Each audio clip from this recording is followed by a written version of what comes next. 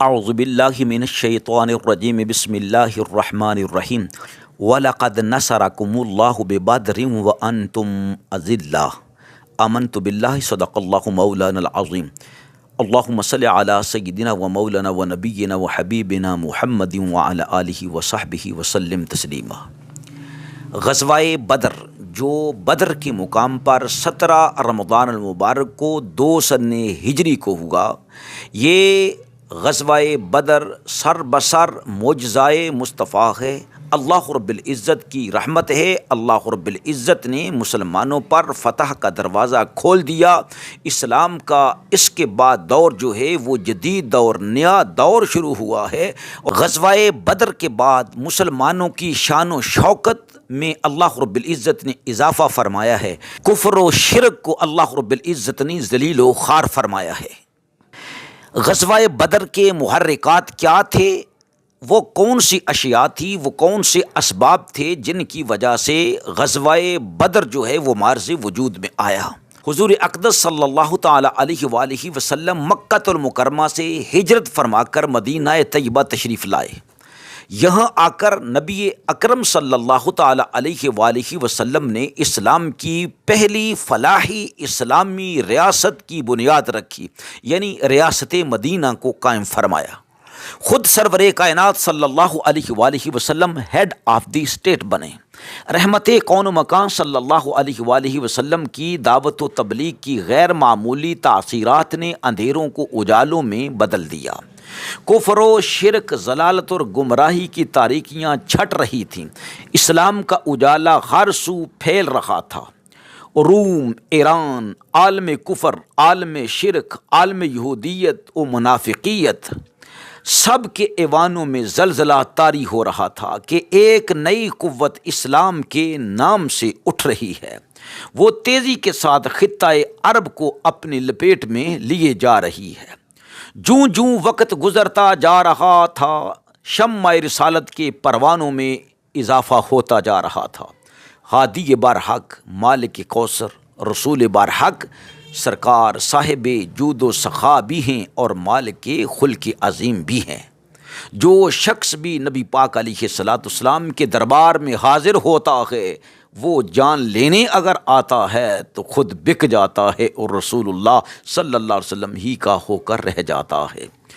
نبی پاک صلی اللہ علیہ وسلم ایسے حسن و جمال کے مرکہ کہ بے مثل و بے مثال، جو ایک بار سرور کائنات علیہ السلام کی خدمت میں آتا، رسول اللہ صلی اللہ علیہ وسلم کو تک لیتا، بس سرکار کا ہی ہو کر رہ جاتا۔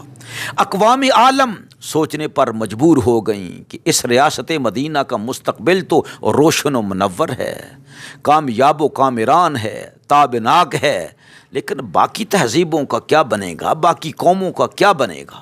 رسول خدا صلی اللہ علیہ وسلم نے اسلامی سوسائٹی، اسلامی تہذیب کی، اسلامی معاشرے کی بنیاد رکھی۔ یہ مدینہ طیبہ اسلام کی آفاقی اور عالمگیر دعوت اور تبلیغ کا مرکز بن گیا اور دور دراز اپنے پیغام کو پہنچانے میں لگ گیا۔ اسلامی معاشرت کو رواج ملا، ایک ڈسپلن ملا، ایک فوج تشکیل دی گئی جو مجاہدین پر مبنی تھی، رسول اللہ صلی اللہ علیہ وسلم کے فدایان۔ خطۂ عرب میں اسلامی عقائد کا کھل کر پرچار ہونے لگا۔ اسلامی اقدار دور دور کے علاقوں کو اپنی آغوش رحمت میں لینے لگی۔ دشمنان اسلام بھی آہستہ آہستہ حسد و عناد اور بغض و کینہ کی پٹیاں اتار کر ہلکا بگوش اسلام ہوتے جا رہے تھے۔ ریاست مدینہ سماجی، معاشرتی اور اقتصادی اور سیاسی اعتبار سے مضبوط تر ہوتی جا رہی تھی۔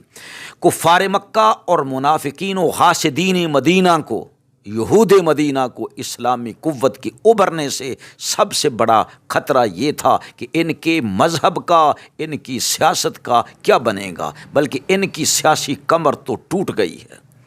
اپنی بقا کے لیے اور اسلام کے چراغ کو نعوذ باللہ گل کرنے کے لیے عرب کی طاغوتی، فرعونی، سامراجی اور استحصالی قوت اسلامی قوت کے سامنے پہلی مرتبہ میدان بدر میں صف آرا ہوئی۔ بدر تاریخ کا وہ معرکہ ہے جب اسلام اور کفر حق اور باطل، سچ اور جھوٹ کے درمیان پہلی ٹکر ہوئی، پہلی لڑائی ہوئی۔